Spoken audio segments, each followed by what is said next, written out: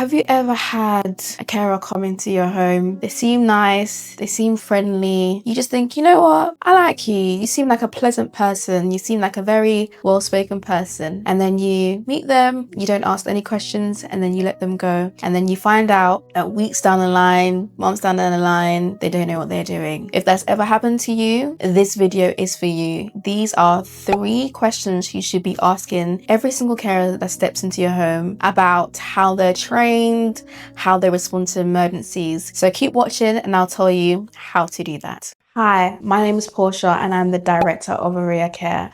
I've been a nurse since 2018 and a midwife since 2021. And I've worked in a variety of different places within the NHS, within the private sector and the community. My background stems from complex home care and continuing healthcare. And today we're going to talk about how carers impact the quality of care that your loved one receives. So one of the first things you need to notice when you see the carer is, number 1, do they know what they're doing? A carer needs proper training and experience. It simply is not enough for them to say, oh, I know how to help. And with the experience, when was the last time they used it? Because I can say, oh, I am a nurse and the last time I practiced was in 2001. And yeah, I'm ready to care for you. You might feel, hang on a minute, do you know what this machine does? Do you know how to give medication? Do you know how to recognize when something goes wrong? And I'm like, yeah, I've got the background, I've trained, I've done the training 10, 20 years ago, I should be fine. That is a number 1 red flag. The carers need to ensure that they know what they're doing. If the carers haven't had experience caring for someone like your loved one, for example, if it's complex, maybe they need tracheostomy care, or maybe if they need, catheter care or peg care.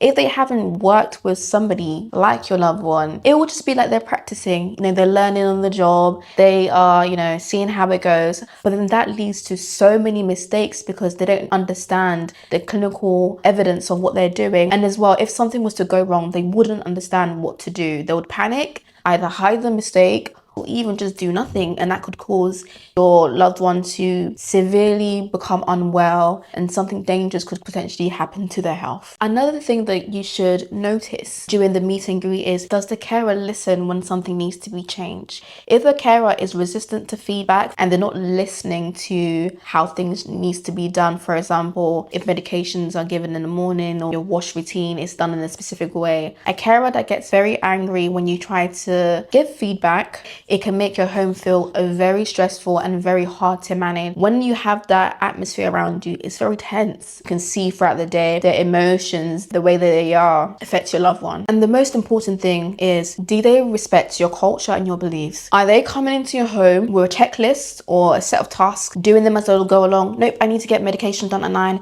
Yep, I need to get personal care done at 10. Yep, I need to get this done at 11. And they don't adapt the care around your religion, your beliefs.